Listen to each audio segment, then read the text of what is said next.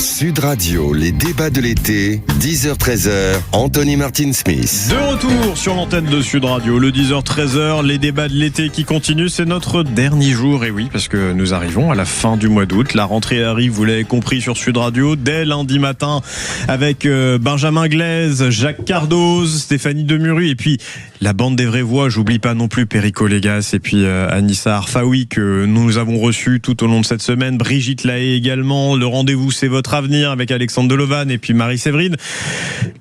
Rentrée très chargée, les amis, vous l'avez entendu. Et nous, on va quand même continuer de tâcher de finir l'été avec mes invités autour de ce plateau. Je vais d'abord saluer ces dames. Véronique Chabourine, bonjour. Bonjour.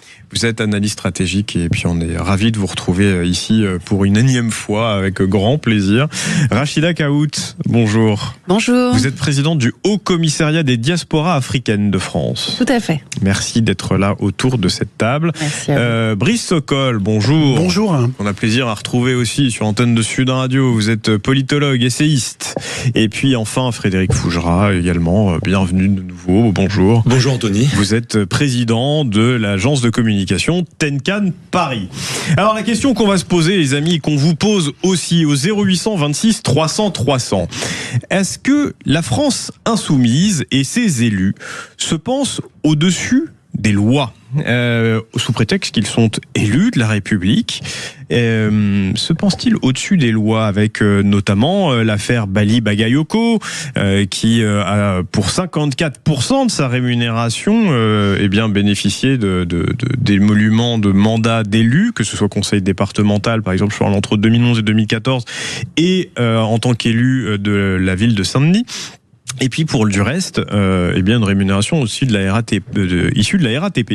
Voilà, ça c'est évidemment un sujet, c'est ce pourquoi il fait l'objet d'une enquête aujourd'hui du parquet national financier, mais aussi Sébastien Delogu qui a été arrêté, mis en garde à vue hier pour avoir été en outrage à agent qui cherchait à arrêter un de ses voisins. La question qu'on se pose vraiment là, c'est est-ce que les élus de la France insoumise se sentent à ce point persécutés qu'ils disent qu'il y a un acharnement de la justice sur eux, ou est-ce qu'ils sont vraiment au-dessus des lois parce qu'ils sont élus de la République? Rachida Kaout. Alors, moi, j'ai un peu suivi ces derniers mois toutes les agressions, toutes les menaces subies par différents élus. Et moi, je trouve quand même que au-delà, en fait, déjà des attaques répétées contre les élus donc du parti politique LFI, les élus tout court de la République sont souvent aujourd'hui attaqués, persécutés, insultés, et puis subissent énormément de harcèlement aussi sur les réseaux sociaux. Alors, j'ai fait partie aussi de ces élus à Ivry-sur-Seine, et je peux vous dire que c'était quand même très rassurant, encourageant de recevoir, si vous voulez, des messages de soutien de différents élus, de différentes personnalités aussi impliquées au sein de différents partis qui sont en plus aux antipodes de votre parti d'origine.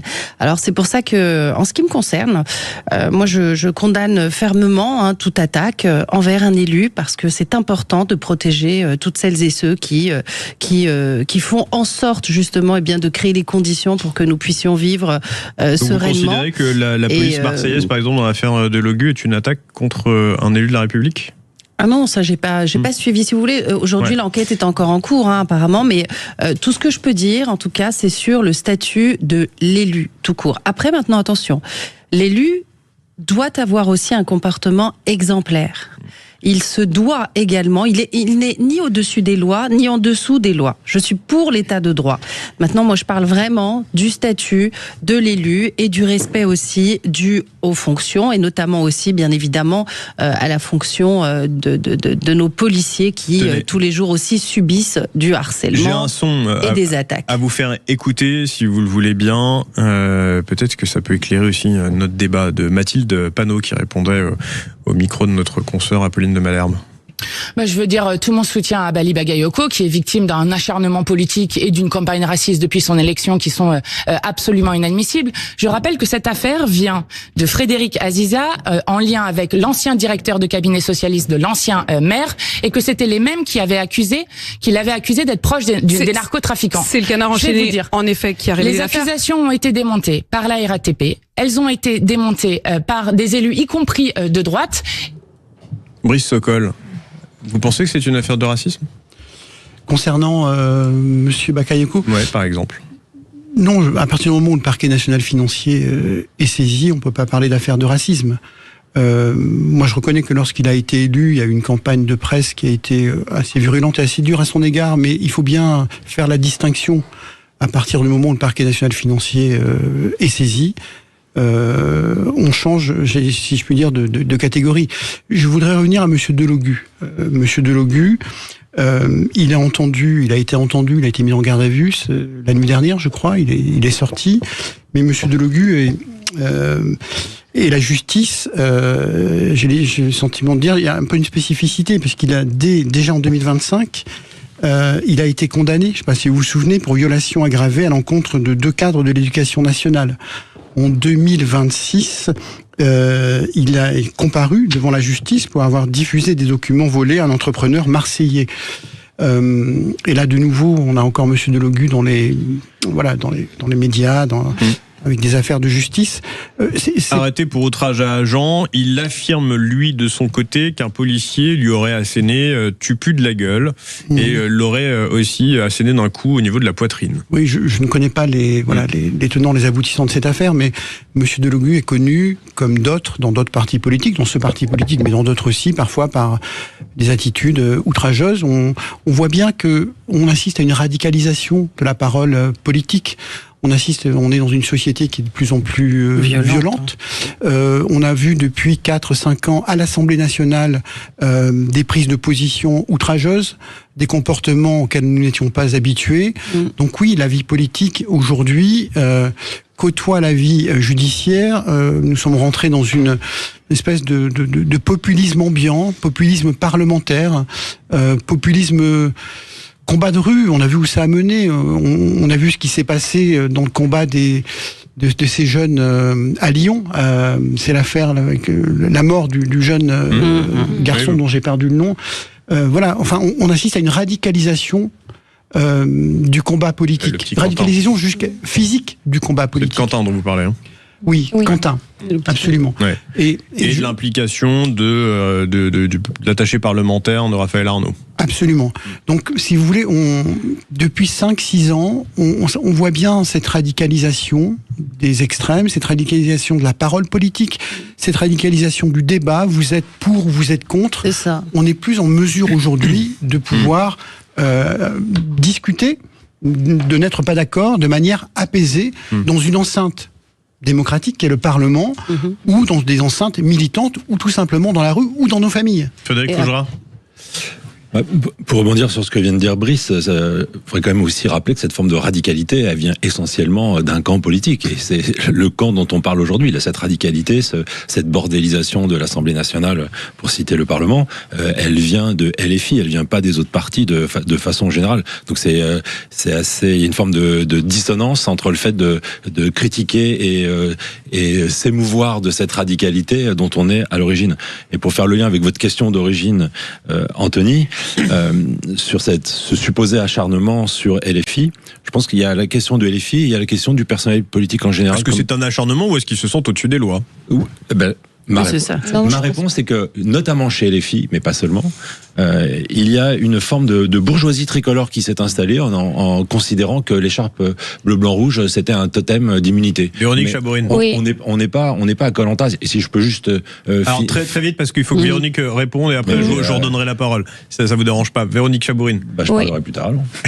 Je ne crois pas que LFI se place en fait au-dessus des institutions. En revanche, la stratégie du parti, elle consiste davantage à installer un rapport rapport de force en fait avec les institutions. Je crois pas à la culpabilité parce qu'on est LFI, ni à l'immunité parce qu'on est un élu. Et je me méfie surtout des conclusions collectives sur des cas individuels. Ici, on a 2 affaires qui sont en train d'être jugées et c'est à la justice en fait d'établir les faits. Donc je pense qu'il faut absolument pas faire les amalgames, même si évidemment le parti revendique à titre de communication toujours plus sulfureuse pour avoir évidemment de la visibilité dans les médias. Mais ça, c'est deux choses séparées. On revient dans un instant. Je suis vraiment désolé de vous avoir interrompu, Frédéric, mais il faut vraiment qu'on y aille.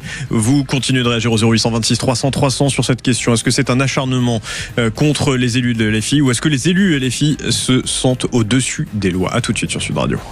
Sud Radio, les débats de l'été, 10h-13h, Anthony Martin-Smith. Et de retour sur l'antenne de Sud Radio jusqu'à 13h pour les débats de l'été, notre dernier jour avec vous, mes chers amis, auditrices, auditeurs de Sud Radio. Vous nous appelez au 0826 300 300 pour participer à nos débats avec la radio libre aussi à partir de 12h15. Le débat que nous posons sur la table avec ces élus de la France insoumise qui dénoncent un acharnement de la justice contre eux, entre Bali Bagayoko ou Sébastien Delogu, qui hier a été mis en garde à vue pour un outrage à des agents de police qui venaient dans son immeuble pour interpeller un de ses voisins.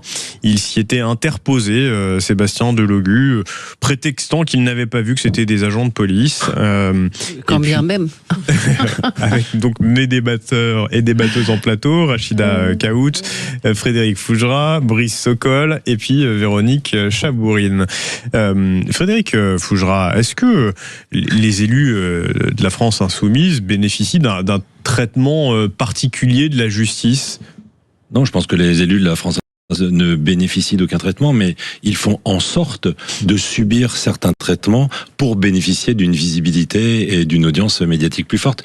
Tout politiser, c'est une technique de communication pour créer de la radicalité. Et donc, plus ils vont alimenter cette radicalité, plus ils vont alimenter la colère, finalement, plus ça leur sert, ça parle à leur électorat. Donc, tout ça leur est très utile. Et je rajouterai juste une chose, c'est que cette question de tout politiser, c'est aussi une façon de toujours se dédouaner. En fait, la justice est toujours trop clémente pour les autres. La police est jamais suffisamment sévère pour les autres. Mais quand on est concerné, elle est toujours politique. Mais c'est leur façon de voir la société, c'est leur philosophie, en fait. C'est pas la réalité des choses. Oui, finalement, ils sont en accord avec eux-mêmes. Ils sont très en accord avec eux-mêmes. Ils sont insoumis. Ils sont insoumis et ce sont d'excellents communicants. Véronique. Il y a une vraie stratégie du parti de dévaloriser en fait les institutions et on le voit et donc c'est presque un conflit. Je n'irai pas jusque dire parce que c'est pas à moi de le qualifier, c'est à la justice de voir ce qui s'est passé, mais peut-être de provoquer aussi quelque part la justice, la police, les institutions pour essayer en fait de semer le doute, le message derrière, puisqu'on voit que c'est tout de suite récupéré par le parti, ça ne reste pas une affaire individuelle, ça devient tout de suite une affaire collective. Et l'idée, en fait, c'est d'en faire tout de suite un sujet médiatique pour, en fait, tout simplement dévaloriser le rôle des institutions et montrer que les institutions ne sont pas forcément justes, etc. La preuve que ça leur est utile. Frédéric Fougera. Donc la preuve que ça leur est utile. Alors moi j'ai un petit différent. Je suis pas persuadé que ça leur soit utile sur du moyen et long terme. Quand je reprends les résultats des élections municipales à Marseille, notamment sur la circonscription de Monsieur Delogu. Municipal, 8e arrondissement. Monsieur Delogu, alors il est connu pour ses coups de butoir, il est connu pour ses esclandres, il est connu pour ses prises de parole extrêmement radicales, et ça n'a pas fonctionné à Marseille. Aux élections municipales à Marseille, dans ce secteur, dans le 8e secteur, il est arrivé en 3e position, et il ne s'est pas maintenu au second tour. Et face à lui, il avait quelqu'un qui connaît bien les quartiers nord de Marseille, qui est Sami Aghali, Sami Aghali, et puis socialiste. Moi, j'ai entendu ce que disait Amin Kessassi. Vous connaissez Amin Kessassi, dont le frère a été assassiné par les narcotrafiquants, qui a dit finalement, ce monsieur Delogu, donne une image caricaturale de nos quartiers populaires. C'est ça le sujet. C'est que même à gauche, même une partie de la gauche, notamment à Marseille, mais pas qu'à Marseille. On l'a vu à Saint-Denis, on l'a vu à La Courneuve, on l'a vu dans d'autres départements. En fait, certains candidats LFI donne une image désastreuse de ce que sont les quartiers populaires et donne pas vraiment la vraie nature de ces quartiers populaires. Et moi, je me souviens quand Samia Ghali a dénoncé, ou M. Kessassi ont dénoncé à un moment M. Delogu qui était sur un scooter sans casque, roulant dans une allée d'un quartier populaire de Marseille, quartier Nord. Ils l'ont dénoncé parce que, encore une fois, ces quartiers populaires ne méritent pas d'être caricaturés à travers des candidatures qui ne les représentent pas vraiment. En plus, tout à fait. Rachida Kaout, est-ce que finalement ces élus de la France insoumise se sentent intouchables à partir du moment où ils ont une écharpe bleu, blanc, rouge sur les épaules ? Intouchable, oui, ça, probablement, mais ce que je constate, c'est qu'aujourd'hui, ils ne sont pas dignes, donc évidemment, d'être dans un hémicycle pour représenter les Françaises et les Français. Je pense qu'en fait, aujourd'hui, ce qui se passe, c'est un climat général. Les politiciens ne font plus de la politique, ils font de la com, ils font des coups d'éclat, ils manipulent l'opinion publique, ils utilisent en fait, justement, la misère, si vous voulez, qui existe dans notre pays pour servir leurs propres intérêts. Alors aujourd'hui, évidemment, ils ont été élus parce que justement, ils ont répondu à une misère sociale, à un cri d'alerte aussi. Et si vous voulez, de nombreux électeurs ont plongé dedans, mais sans pour autant, en fait, si vous voulez, avoir une analyse politique ou même adhérer en fait à leur idéologie politique. Et c'est ce qui se passe pour le parti LFI. Moi, je suis très en colère parce que c'est un parti qui est donc démocratiquement donc élu et puis qui est au sein de nos instances, qui aujourd'hui, à mon sens, est un danger pour la France, je l'ai déjà dit à plusieurs reprises, et je pense que les élus et les filles ont une responsabilité, c'est celle de se ressaisir, même s'ils sont issus de la société civile, ça ne veut pas dire qu'on n'apprend pas à faire de la politique. Je vais me permettre de vous apporter une contradiction, parce qu'il n'y a aucun représentant de la France insoumise sur ce plateau, donc il s'agirait quand même qu'on ait un débat équilibré. Vous mettez le doigt sur quelque chose d'assez juste, sur le fait qu'ils représentent une partie de la population qui a voté pour eux. Cette partie de la population, parfois, elle a quand même le sentiment qu'il y a un acharnement de la part de la police, de la justice sur eux, parce qu'ils sont pas assez ceci, beaucoup trop cela, qu'il y a une espèce de justice à deux vitesses. Les élus de la France insoumise peuvent aussi se dire, on est à l'image de notre société. Et le fait que je suis Sébastien Delogu, je me mets dans sa peau, je suis Sébastien Delogu, le policier qui est en face de moi sait que je suis Sébastien Delogu et que je suis un élu de la République. Est-ce qu'il ne cherche pas volontairement à me provoquer pour me faire sortir de mes gonds et me mettre en faux ? Alors c'est possible, mais évidemment, je vous l'ai dit tout à l'heure, les élus, le policier qui lui assènerait, de nombreux élus, plus de la gueule et qui le frapperait, c'est une forme de provocation. Oui, de nombreux élus, justement, LFI sont continuellement attaqués. Vous prenez Rima Hassan, c'est la même chose. Vous savez, elle ne passe pas inaperçue, donc en fait, elle se fait agresser à longueur de journée, etc. Alors c'est pour ça que je vous dis que personne n'est au-dessus des lois et personne n'est en dessous des lois. La République protège tous nos concitoyens. Vous avez l'article 26 de la Constitution qui dit et qui précise dans quelle mesure un député du Parlement peut être ou non arrêté et privé de ses libertés. S'il est dans le cadre de son exercice, il ne le peut pas. Sauf accord, évidemment, du bureau de l'Assemblée nationale. S'il est dans le cadre privé, ce qui semblerait être le cas, puisque c'était dans son immeuble, il n'était pas député à ce moment-là, il était citoyen. Là, dans ces cas-là, ça ne poserait aucune difficulté. Mais en fait, à quel moment vous retirez l'étiquette quand vous êtes connu ? Vous pouvez pas, vous êtes tout le temps une cible. Vous savez, je vous l'ai dit, j'ai été candidate pour les municipales dans la mairie d'Ivry-sur-Seine, un bastion communiste avec des acharnés, des allumés du bulbe qui vous attaquaient non-stop. Donc même une fois la campagne passée, eh bien votre visage, pour moi j'étais donc pour le parti d'Emmanuel Macron, eh bien vous êtes une cible. Vous êtes insulté, on vous traque, on vous chasse. Donc, est-ce que, justement, eh bien, vous avez cette immunité même dans la sphère privée ? Je vous dis que, normalement, il doit y avoir effectivement une protection supplémentaire. Parce que quoi qu'il arrive, quoi qu'on en dise, et c'est valable même pour les élus du Rassemblement national, c'est valable en réalité pour toutes les personnes politiquement exposées, engagées. Véronique Chabonne. Oui, non, je partage effectivement ce propos et après je crois que, encore une fois, la justice déterminera les faits et après on peut pas non plus parler d'impunité si effectivement il a commis un délit. Il doit aussi, il doit être jugé de la même manière que n'importe quel citoyen.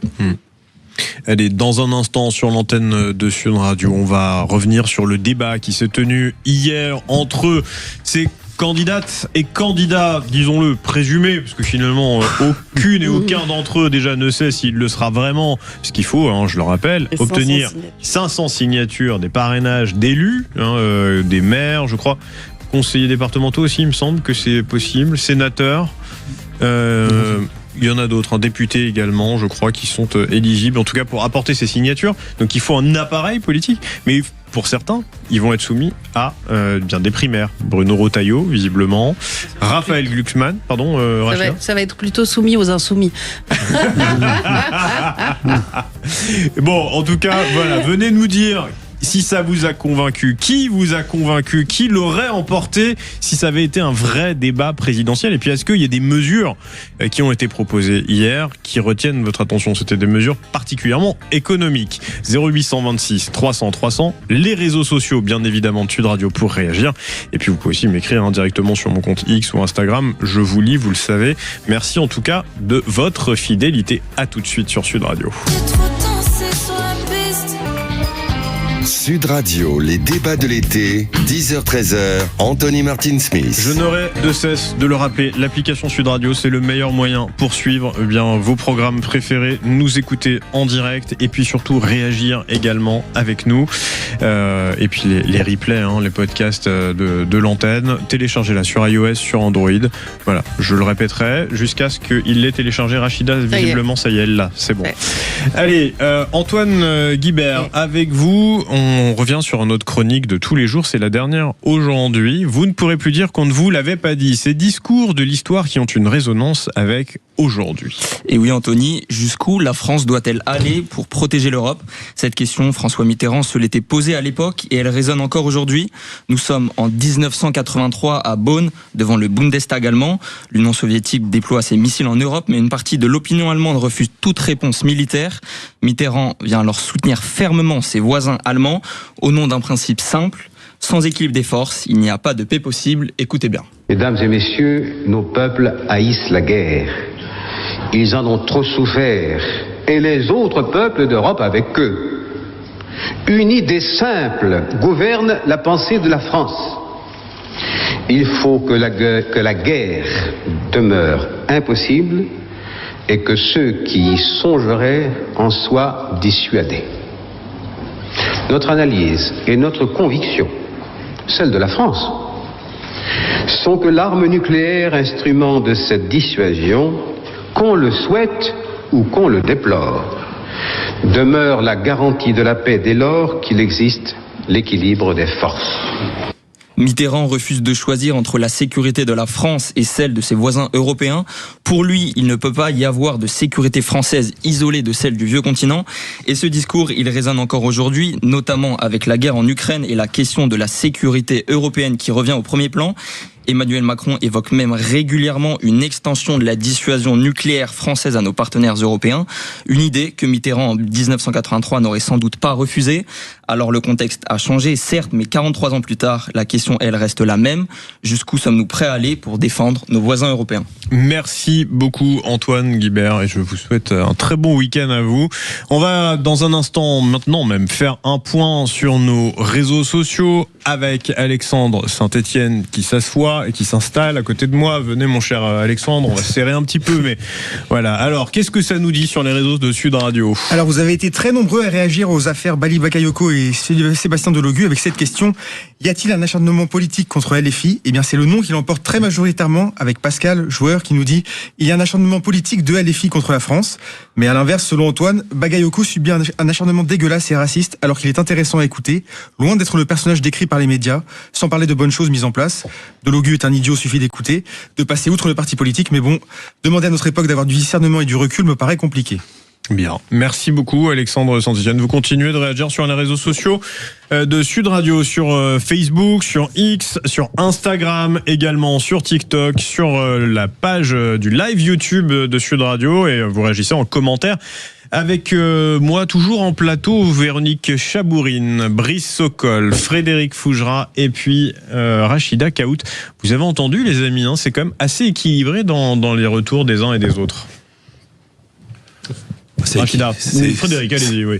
C'est équilibré dans le choix de votre collègue journaliste de ce qu'il rapporte. Je ne sais pas si c'était aussi équilibré. Alors, le sondage, visiblement, le premier, c'était d'abord un non, pas d'acharnement. Un gros non, voilà. Mais effectivement, il y a aussi, oui, c'est du racisme, oui, laissez-le parler. Le racisme, oui, ça on l'a vu, parce que Bali Bakayoko, c'était vraiment monstrueux, tout ce qu'on a pu constater sur les réseaux sociaux, entre le singe, entre qu'il retourne manger des bananes, entre beaucoup de clichés, de la méchanceté gratuite, donc, et puis évidemment le fait qu'il reprenne une ville quand même qui est pas n'importe quelle ville, c'est un enjeu capital aussi pour de nombreux partis politiques que cette zone d'Île-de-France. Donc non, ça a été vraiment c'était de la politique crasseuse, telle que aujourd'hui, encore une fois, le niveau est tellement bas que tout ce qu'on trouve à faire, c'est de taper, d'insulter, de stigmatiser. Donc on ne fait plus de politique.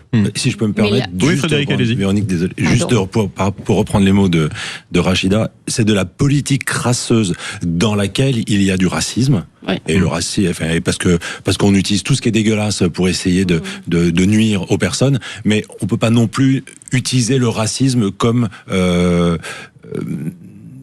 seule cause des choses, quoi. Enfin, je sais pas si je me fais comprendre. Donc oui, c'est crasseux. Et c'est crasseux et c'est dégueulasse parce que c'est raciste. Mais je voyais, il y avait un auditeur. On peut pas tout mettre derrière l'étiquette raciste. Voilà, il y a un auteur, c'est pas un mot valise. Dans les commentaires d'auditeurs qui nous ont été rapportés, c'est du racisme parce que c'est dommage parce qu'il dit c'est du racisme alors qu'il dit des choses très intéressantes. Oui, on peut dire des choses très intéressantes et on peut aussi être critiqué. Et c'est pas une question de couleur de peau. En tout cas, on peut s'attaquer aux idées. Oui, on peut s'attaquer aux idées. Voilà, tout à fait. Moi, je crois qu'il faut pas dériver le débat là précisément. Le sujet, c'est ce qui lui est reproché. Il y a pas de question de racisme. C'est pas ça qui est le sujet.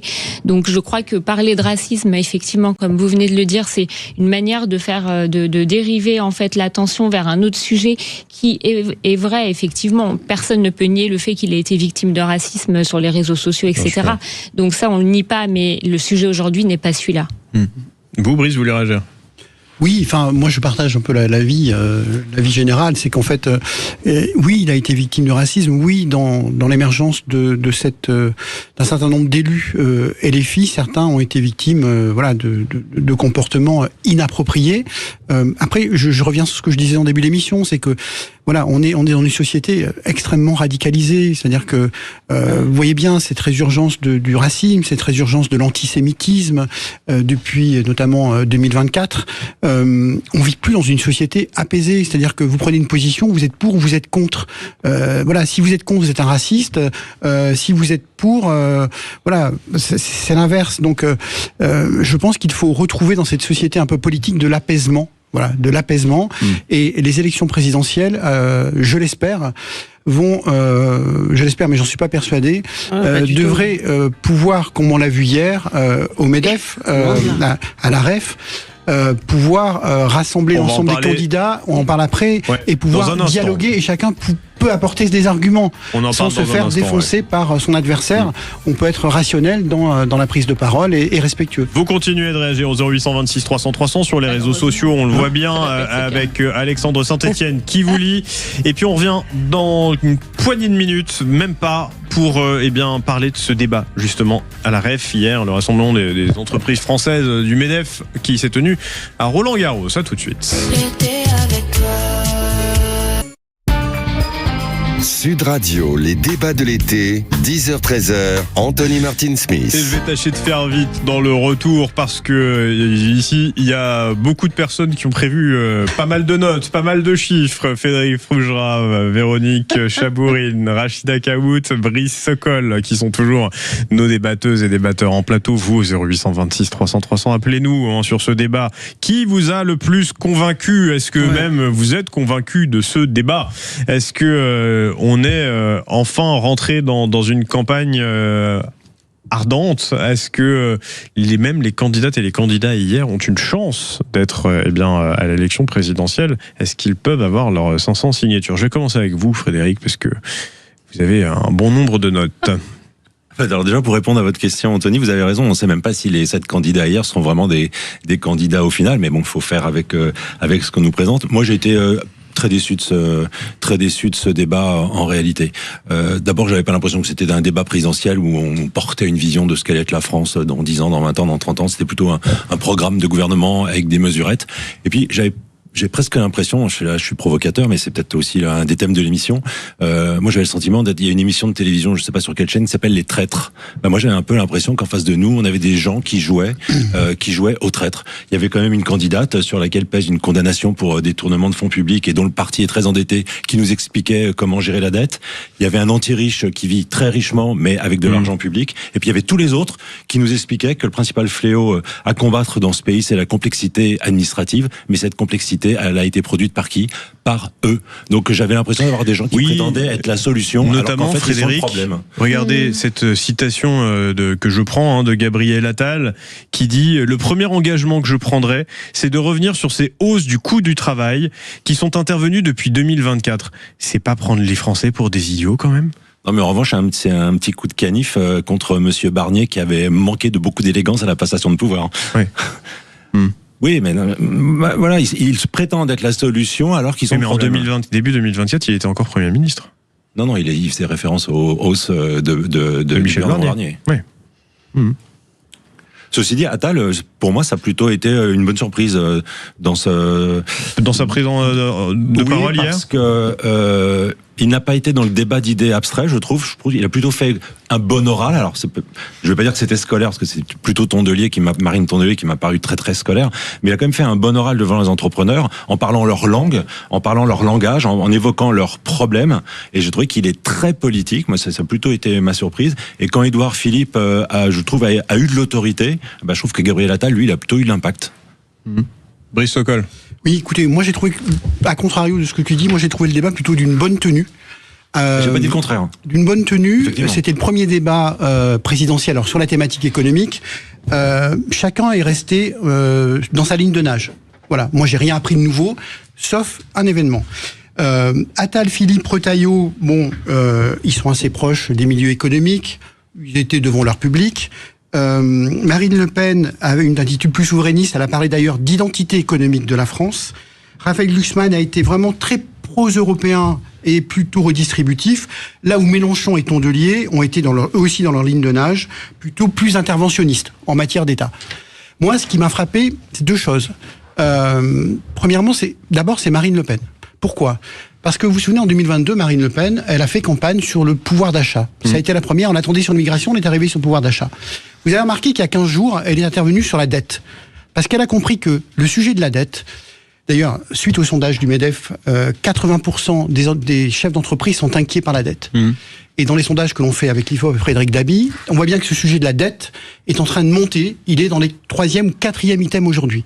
Donc elle a identifié la dette comme un enjeu électoral de cette élection présidentielle. Et surtout, comme le sujet qui va traîner jusqu'au mois de janvier, voire février, dans le cadre du budget qu'est en train de préparer Sébastien Lecornu.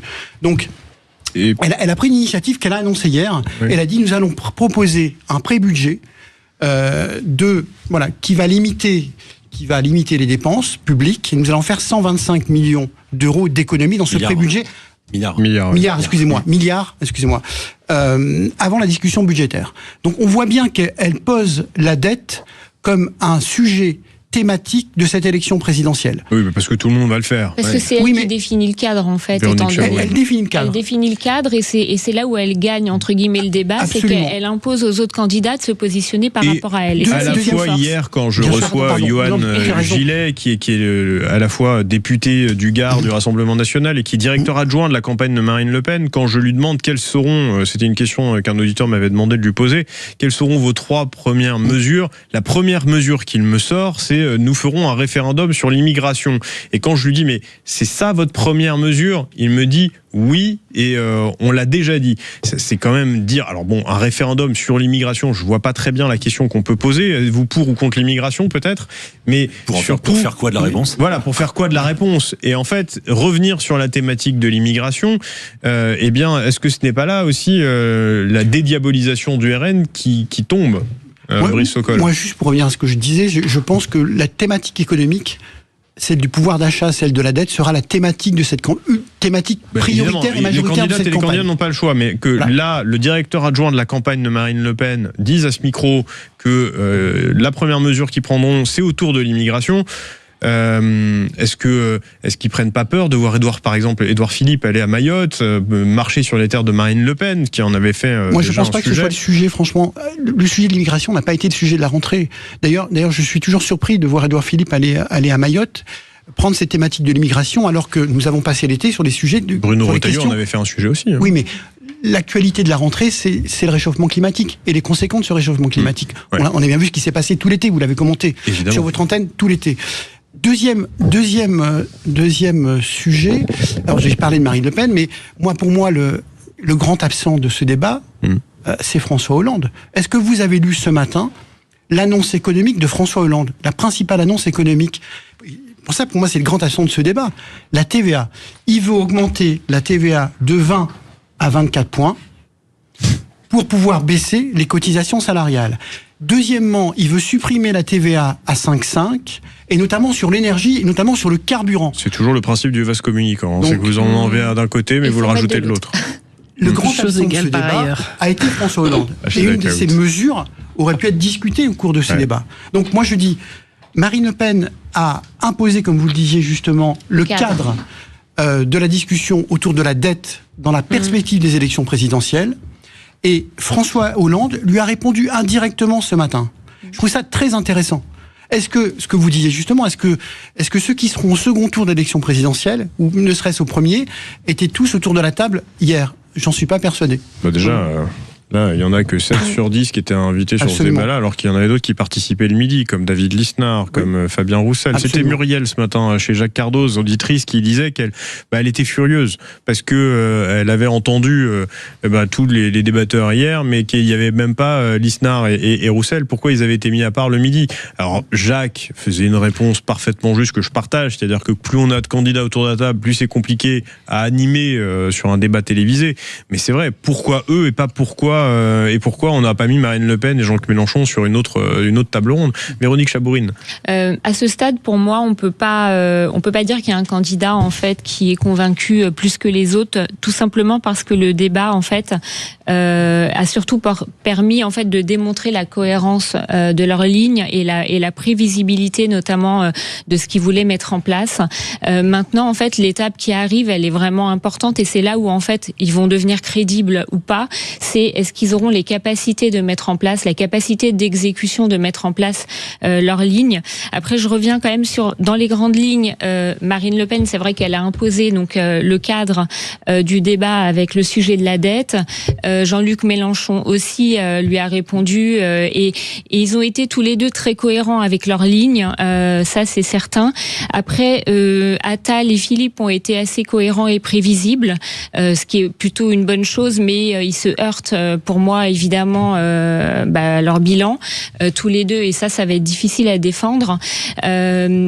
Et Retailleau a été assez, je trouve, intéressant dans le fait d'avoir lui démontré, il est allé un peu plus loin que les autres, il a été vraiment dans la mise en œuvre, la capacité d'exécution et c'était plutôt, je trouve, bien articulé. En tout cas, il démontre une forme de crédibilité, un léger pour moi pas d'avance par rapport aux autres candidats sur ce point-là. C'est-à-dire qu'aujourd'hui, je trouve que c'est celui qui a été le plus concret en fait. Bruno Retailleau disait notamment: nous sommes dans un système qui surtaxe le travail et encourage trop l'assistanat. J'assume de plafonner à 70% le total des prestations des aides sociales servies aux Français. Demain, je ne veux pas qu'il y ait aussi peu de différence entre ceux qui se lèvent tôt et ceux qui ne travaillent pas. Bruno Retailleau et dans sa ligne politique en fait. Brice Socola. Oui, il n'a pas trop changé. Rachida Kaout. pardon. Non. Tout ce que je constate, c'est que l'après-Macron va être très, très, très difficile. Et au-delà de ça, en fait, moi je vais être honnête, aucun des 7 ne m'a convaincu. Je trouve que c'est justement le problème de notre vie politique aujourd'hui. On nous demande en réalité de choisir entre des personnes, alors que ce qu'on attend, c'est surtout finalement un véritable projet. Un projet pour les Françaises et pour les Français, un projet pour la France. qui va simplifier réellement la vie d'un commerçant, qui va lui permettre d'embaucher sans avoir peur de se retrouver étranglé par les charges et les procédures, qui va sauver nos centres-villes, qui va accompagner les entreprises en difficulté avant qu'elles ne ferment, qui va donner une vraie place aux entrepreneurs issus des quartiers et des diasporas. Mon sujet, tous les jours, en fait, ce que je collecte, c'est vraiment des revendications qui sont basiques, mais qui sont en même temps du quotidien. Il faut quand même que nos politiques redescendent un petit peu sur terre, qu'ils aillent sur le terrain. Alors, les grandes formules, les débats stériles, les paroisses politiques, c'est pas ce qui nous nourrit, c'est pas ce qui maintient nos emplois, c'est pas ce qui crée des emplois, c'est pas ce qui fixe un cap pour un pays, c'est pas ce qui donne du rayonnement à la France. C'est pathétique ce qui se passe.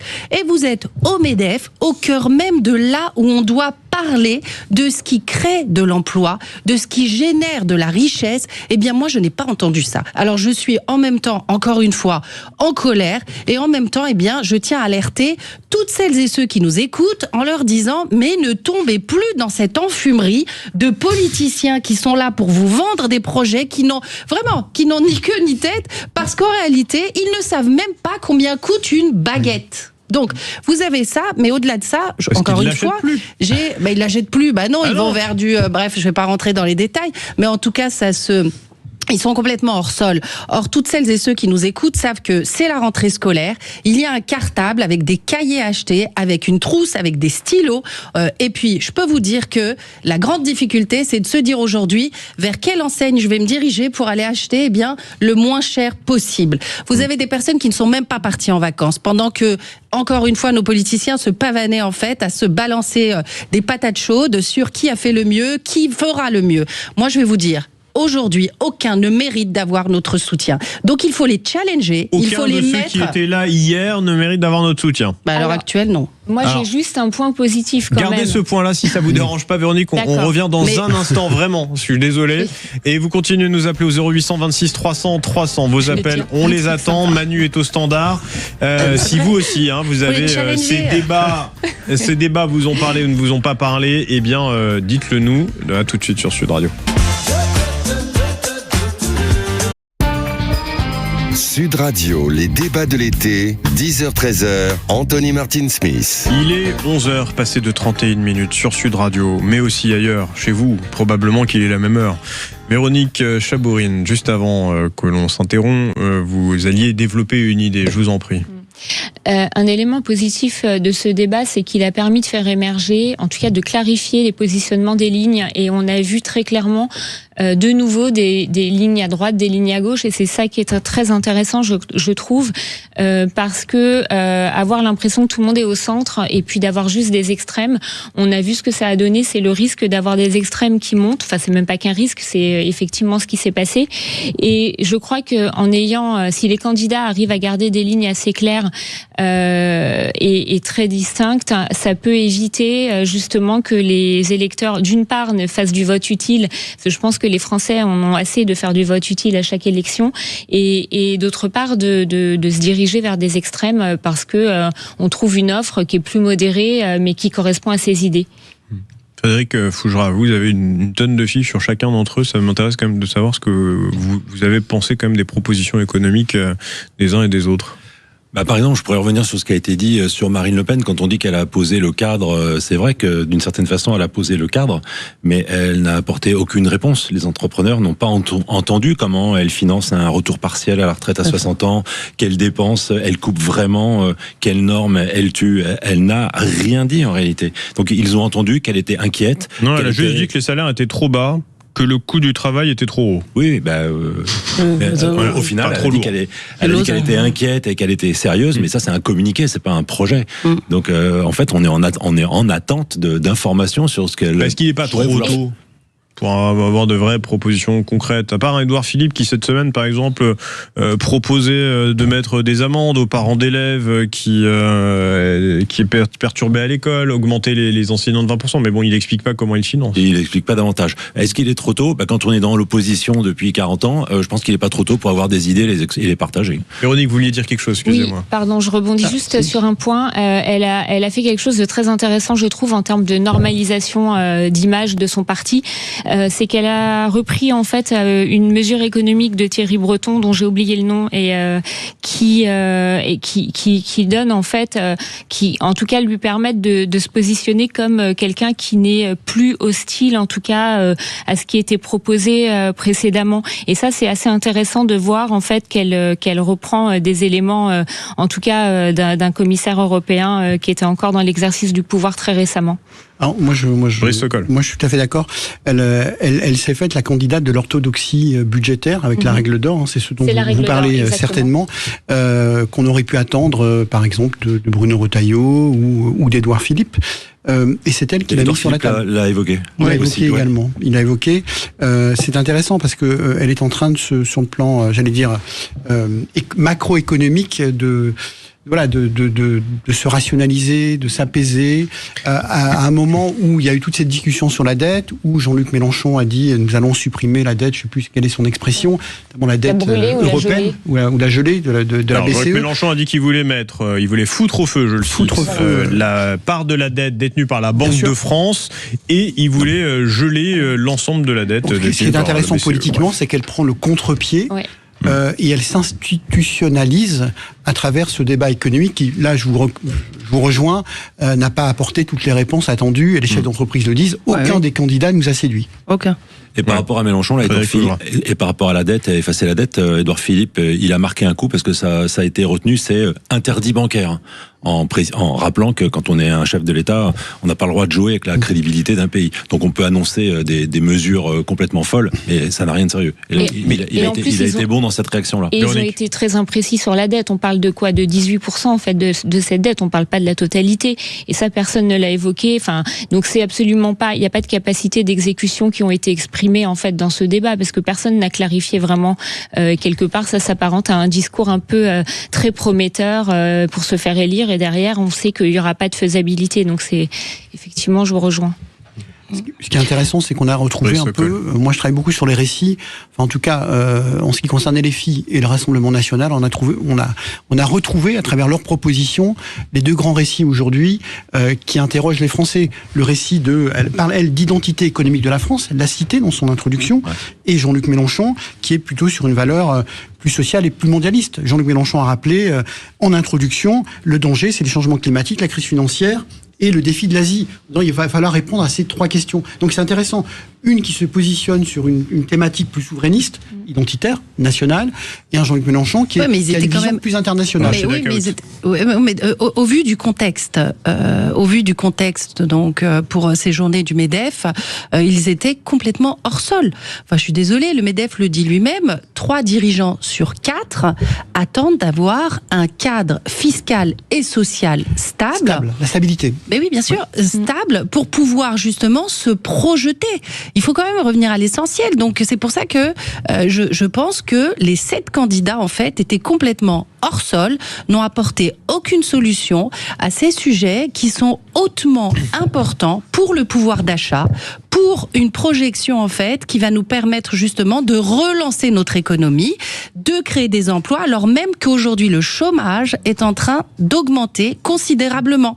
Je vous parle de commerces qui aujourd'hui sont en train de fermer. Je vous parle des centres-villes qui sont désertés aujourd'hui par ces commerçants qui créent de la richesse, qui ont tenu jusqu'au bout et qu'on n'a pas pu accompagner.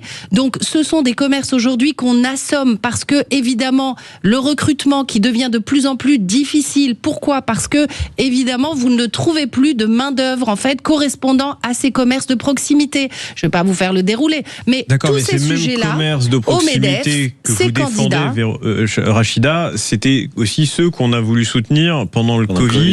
Avec le quoi qu'il en coûte. Et je crois quand même que vous êtes issu de cette majorité du quoi qu'il en coûte.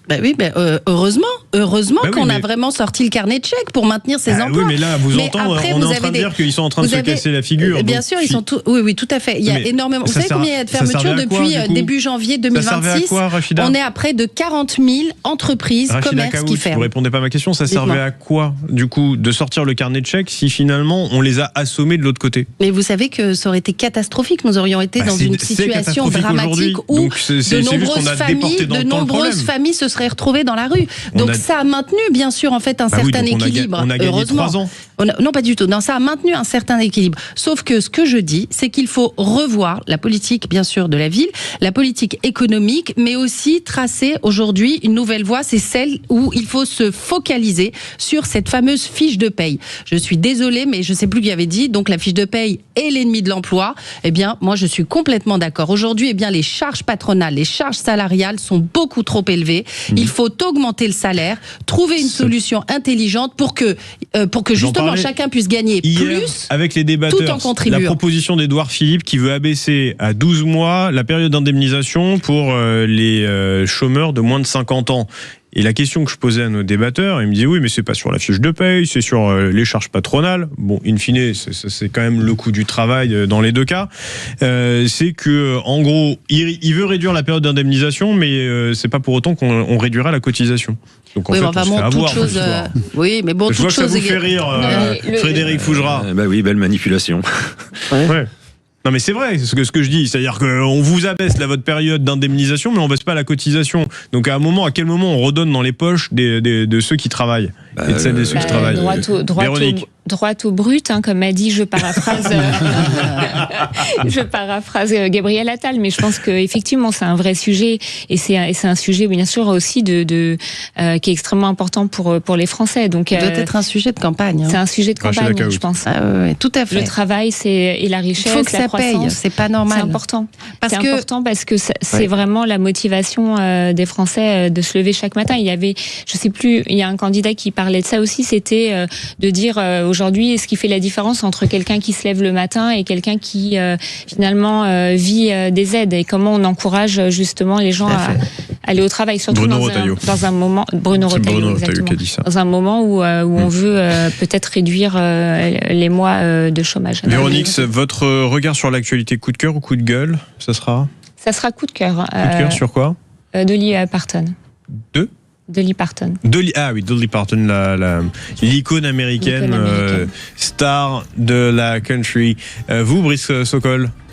Non, moi, ce sera un coup de cœur, mais on vient d'en parler. Moi, je trouve que ce débat au MEDEF a été un premier bon débat de campagne. Alors, vous nous direz exactement pourquoi.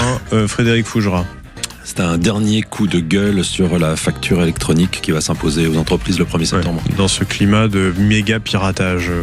Notamment. Rachida Kaout. Entre autres. Je vous rejoins là-dessus. Moi, j'avais pas de coup de gueule ni de coup de cœur, hein, parce que du coup, en gros, tout est coup de gueule et tout est coup de cœur.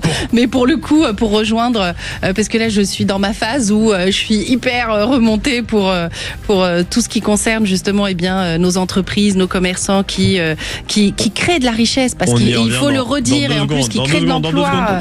Et la facture électronique, tout à fait. Moi, je dis, allez, encore un outil de plus. C'est un teasing, elle me fait un débat. Ah bon? À tout de suite sur Sud Radio. Sud Radio, les débats de l'été, 10h-13h, Anthony Martin-Smith. Toujours avec nos débatteurs en plateau pour les débats de l'été, Rachida Kaout, Frédéric Fougera, Brice Sokol et puis Véronique Chabourine. Et puis pendant qu'on était en antenne, figurez-vous qu'on a bien rigolé, et Frédéric Fougera, vous allez nous dire pourquoi. À 18h34 hier, il y a quelque chose qui vous a interpellé. On a rigolé pour deux raisons quand même, Anthony, si on est honnête. On a rigolé parce qu'on a réalisé qu'on n'avait pas du tout parlé de Marine Tondelier, qui peut-être finalement vous avez raison d'être transparent jusque-là. Était pas si présente dans ce débat.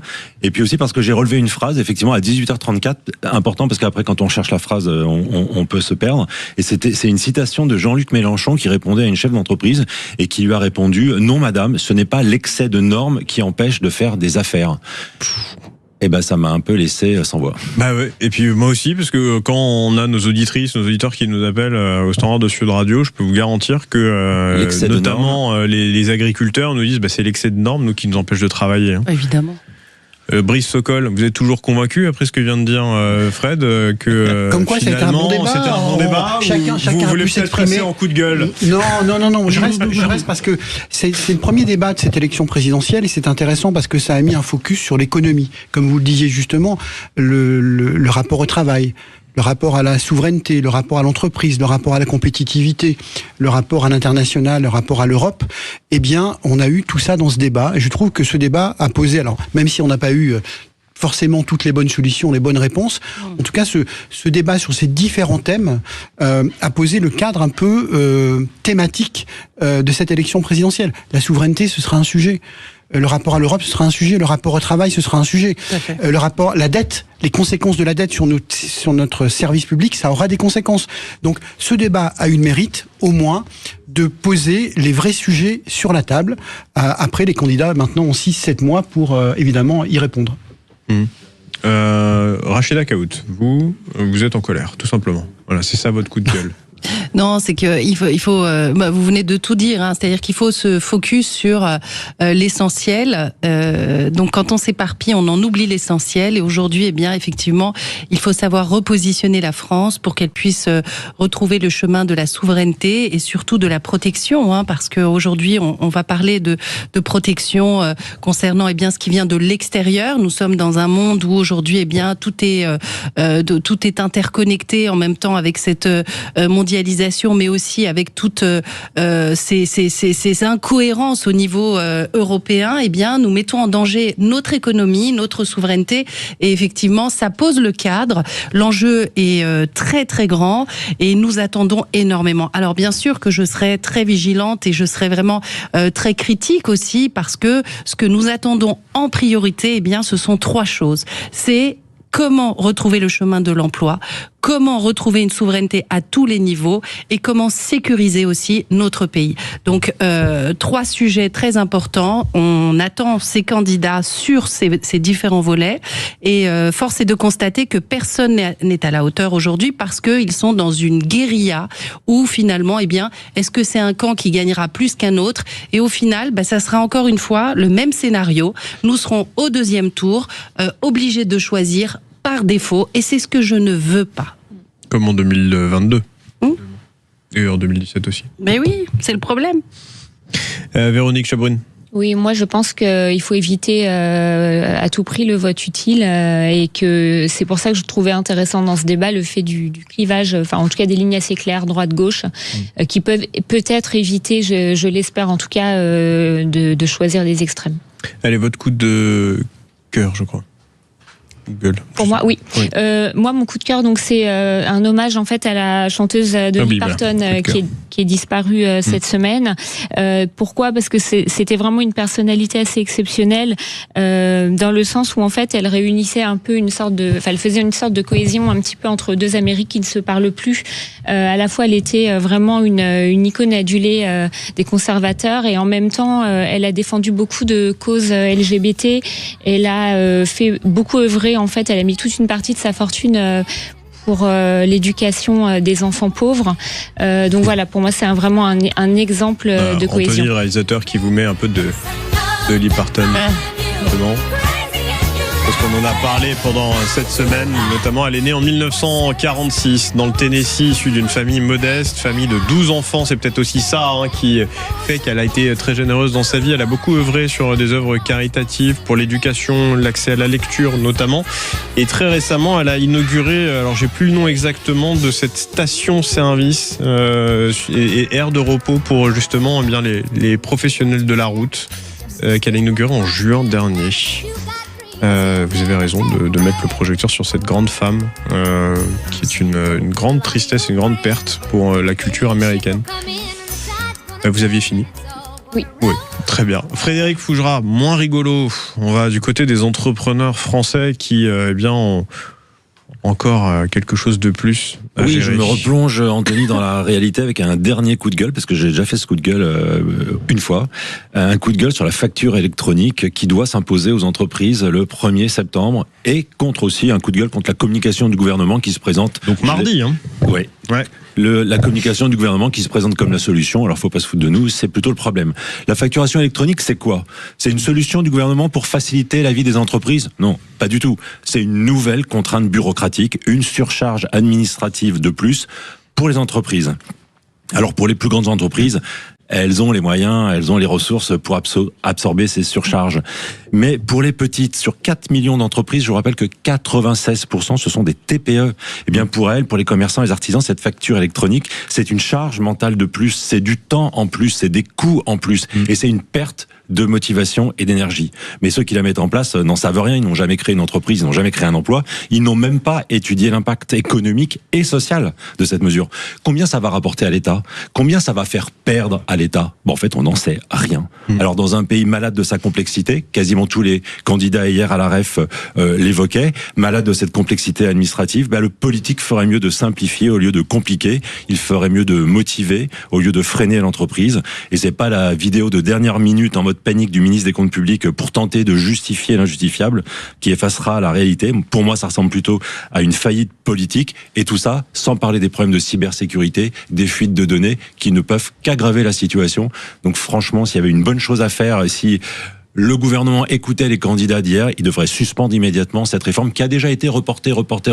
C'est une demande d'ailleurs des professionnels qui disent attendez, avec les piratages que vous avez eus, comment on peut vous faire confiance, quoi. Mais cette réforme n'a qu'un seul but, c'est de faire du contrôle fiscal en continu et permanent. En fait, voilà.